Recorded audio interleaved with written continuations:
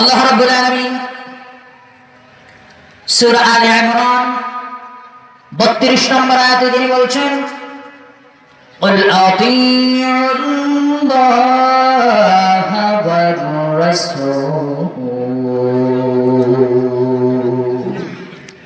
নবী মুহাম্মদ সাল্লাল্লাহু আলাইহি ওয়াসাল্লাম আতিউল্লাহ, আপনি বলুন মানুষ যেন আল্লাহকে মেনে নেয়। কাকে মানবো আমরা? কথা বলেন, কাকে মানবো?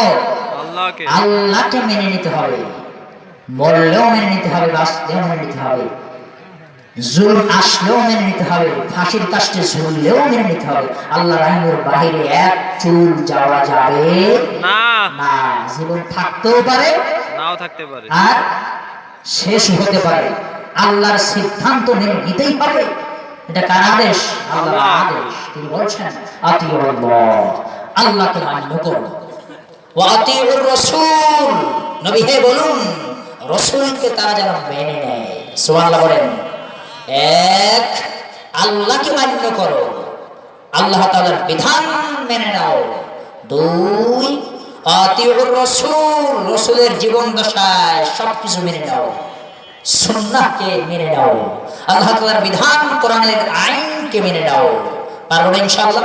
ইনশাআল্লাহ। অর্থাৎ কোরআন মানো, হাদিস মানো, কোরআন মানো, হাদিস মানো, এর বাহিরে আর কিছু মানা যাবে না। যাবে না।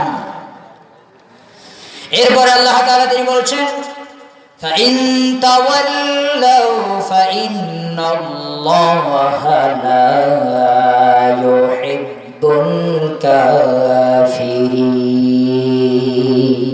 বলুন আল্লাহু আকবার। আল্লাহ তাআলা বলছেন যারা ঘাটতারা সমাজের এক শ্রেণীর মানুষ হয়েছে ঘাটতারা। আমরা বাংলায় বলি, মানে কোরআন ভালো লাগে না, বিশ্বনবীর আদর্শের কথা মজা লাগে না, আছে না নাই? মুসলমান কথা বলেন, আছে না নাই? এক শ্রেণীর ঘাটতারা সমাজে বসবাস করে, কোরআনের কথা মজা লাগে না, বিশ্বনবীর আদর্শের কথা যখন বলা হয় তখন মজা লাগে না।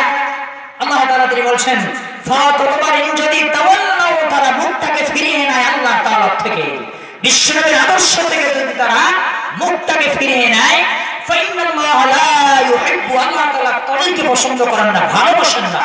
আল কাফিরিন, এরা হচ্ছে কাফের, এরা হচ্ছে জাহেল, এরা হচ্ছে মূর্খ, এরা হচ্ছে জাহান্নামী।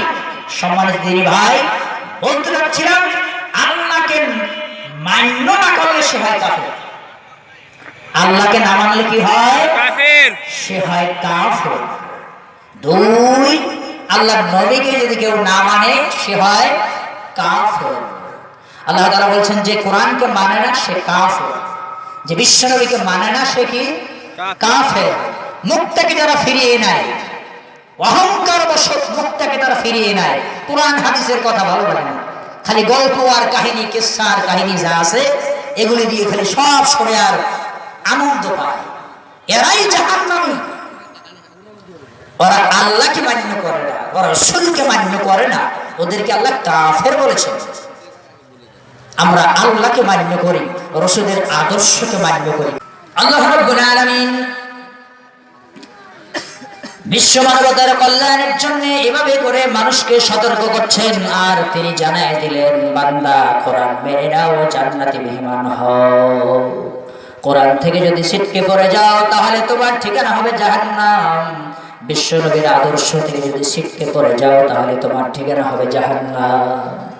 বিশ্ব নবীর আদর্শ দিয়ে যারা জীবনটাকে গড়ে নেবে, কোরআন ভিত্তিক যারা জীবনটাকে পরিচালনা করবে, আল্লাহ তাআলা তাদেরকে জান্নাতি মেহমান বানিয়ে দিবেন। আমরা বলি আমিন।